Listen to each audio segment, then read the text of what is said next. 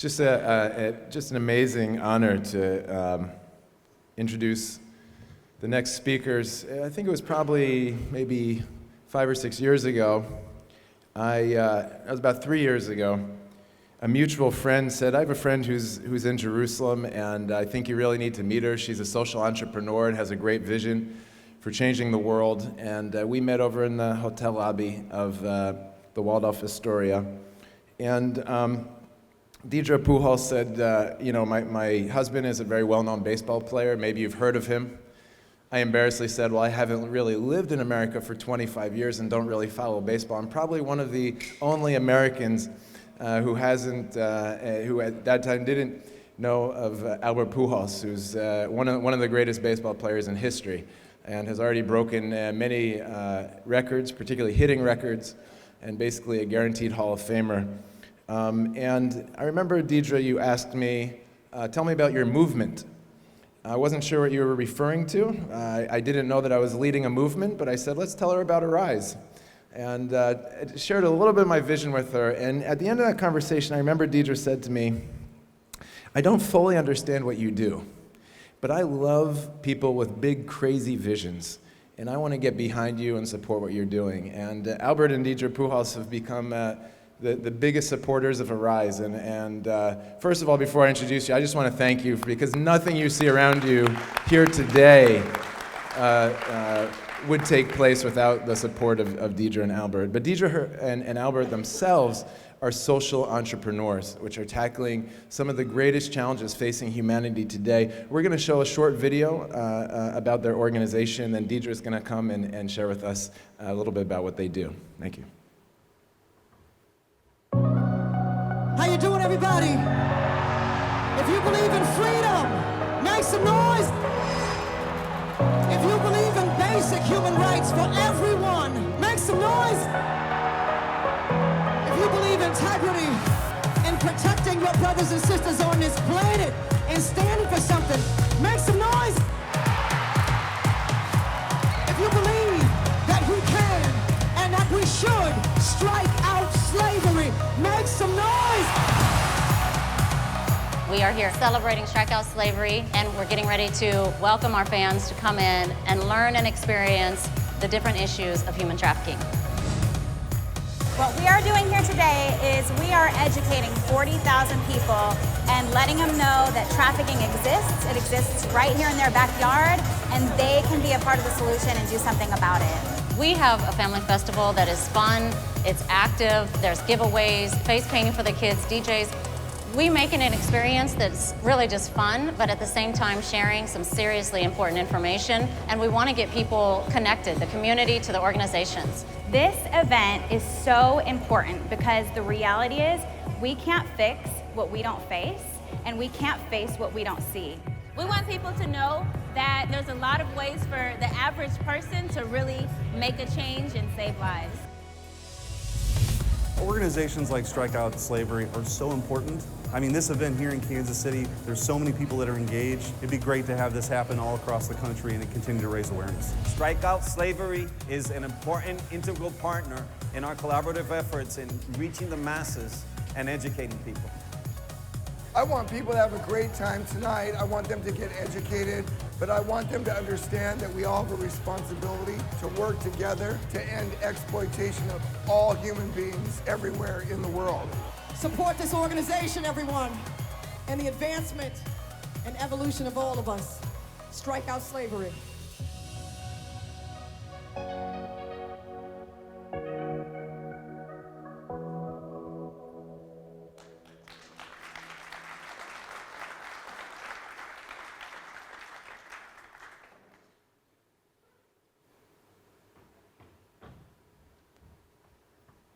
Good morning. I'm just going to take a second and look around the room because I remember a couple of years ago, like Kalev mentioned, hearing about Arise, and I was like, what?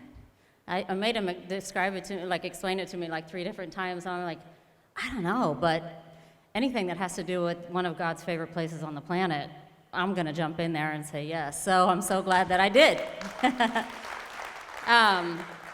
Thank you guys for the invitation to be here. We've been here, this is my 4th time to Israel. A couple of other times my husband and I, have brought in groups here to share this incredible land and hopefully try to bring some of the Bible to life for our other believing friends. So it's a privilege to be here for this particular event. And I probably am the least qualified person to be in this room with all of you business people, but I don't feel too far out of company as we're talking about robots and different things, because they call my husband the machine. And so now I feel like I'm in good company. They really do call him that. He's human, I promise. I've been with him for 22 years now.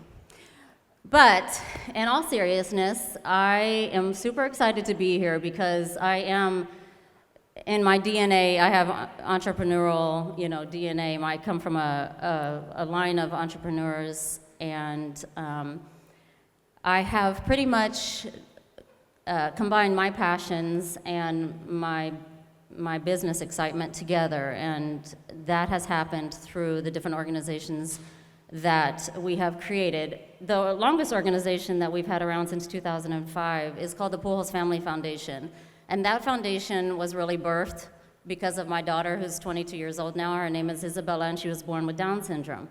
And so we celebrate people with Down syndrome, and we also do work in impoverished communities in the Dominican Republic. And the most recent programs that we have started is one, Strike Out Slavery, and the other one that was birthed around the same time is called Open Gate International. And the story behind those, the most recent organizations is that in 2016, I felt called to go out and start learning about the injustice of human trafficking, both in America and around different parts of the world. I do believe it was a very unexpected call, but a very necessary one. And so in 2016, I went around the globe just studying with NGOs and organizations, ministries, law enforcement. I was at the State Department so many times, meeting anybody and everybody that I could that was trying to fight against human trafficking. It's not just sex trafficking. There's like 27 types of different exploitations that exist.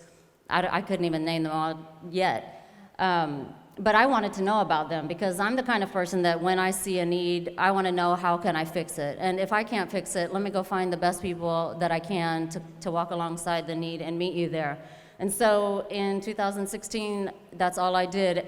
At the end of my travels, traveling around the world, I could not just not do anything. That wasn't an option for me. I couldn't just write a check either, although I could have just done that because the problem is so enormous at a global level, the issues of human trafficking, but I didn't want to do that. And so I decided I had to sit down and figure out what about me could come alongside this issue and help. And so obviously, with my husband, one of our greatest platforms is in Major League Baseball. Major League Baseball in America, as most of you know, is a huge sport, but it is like no other sport in the world. You are packing 162 nights out of the year in Major League Baseball, 30 Major League Baseball stadiums, well, not exactly 30 every night, but you get the point. There's millions of people packing baseball stadiums for 162 nights plus.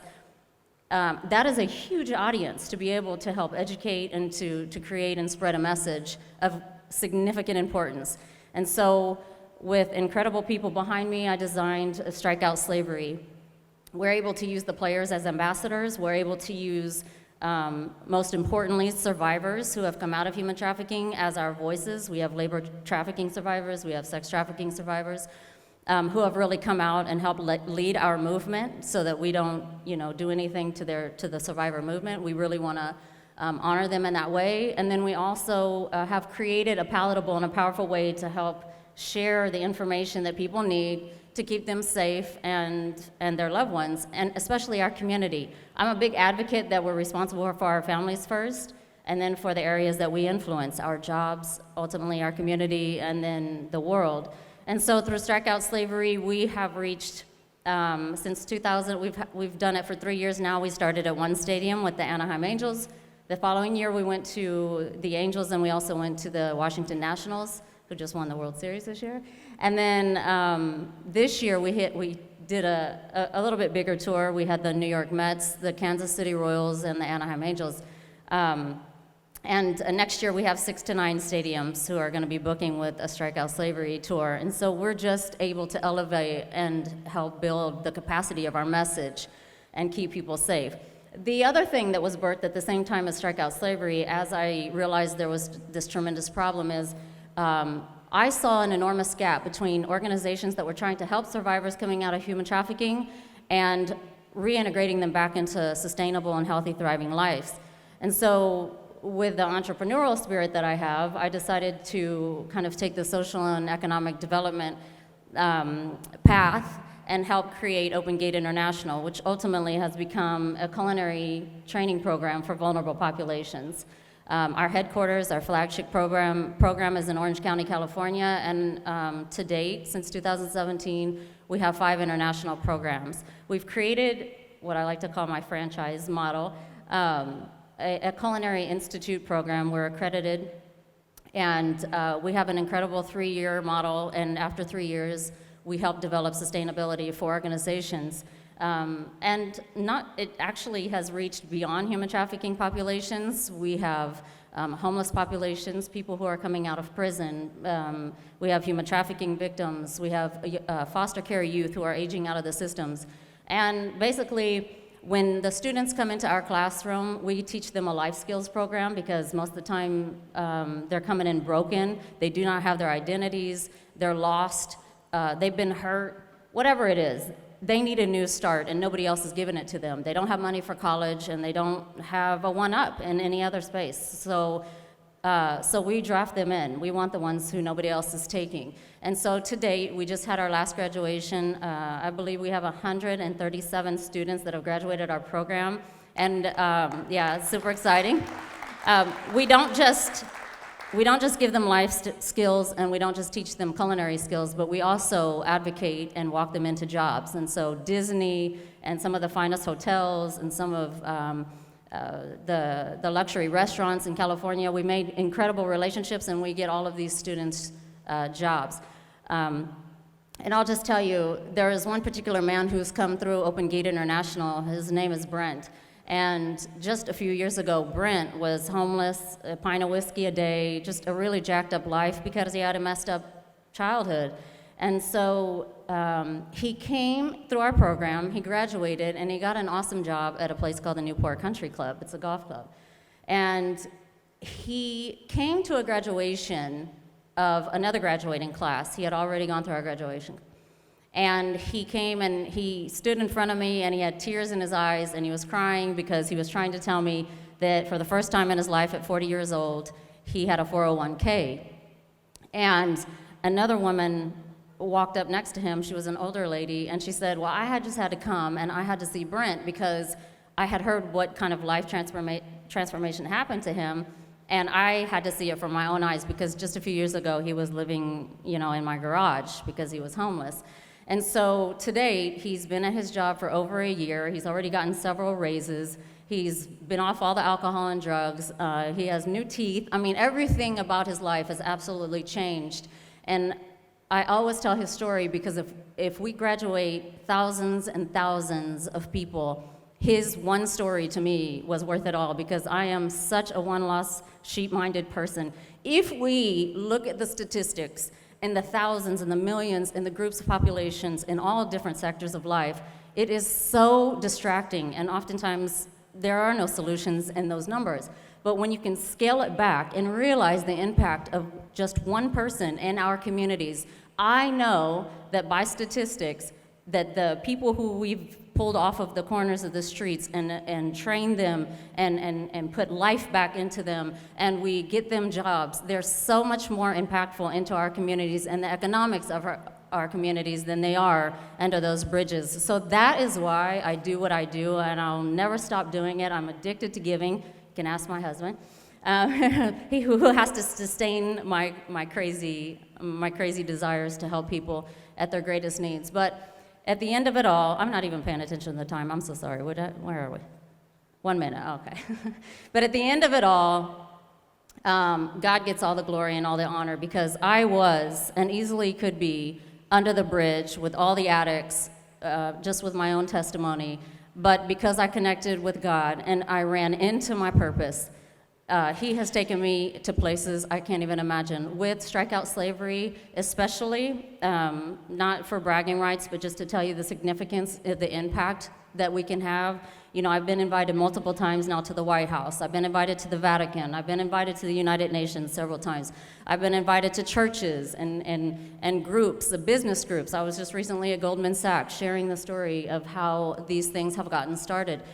Because people want to know what is going on. How can we help continue to build out, keeping our communities safe, and how do we incorporate business into that? And so that's what we've done between the non-for-profit and the profit sectors, is merging these two things, social and the economic developments. And so I will continue to do this until I get called to do something else, until I see a new problem I want to help fix. But this is who we are, and I'm grateful for you guys for inviting us, Kalev and Simeon, and for my husband who's joined us today, who would prefer to talk to you guys with his bat. That's how he does it best. But we're grateful to be here with you guys. I hope you have an incredible experience. This is such a humbling opportunity for me to be here in your company. So thank you so much. I'm going to invite my brother Shimon Myers, who's a co-founder, board member, and my security lookalike for large public events like this.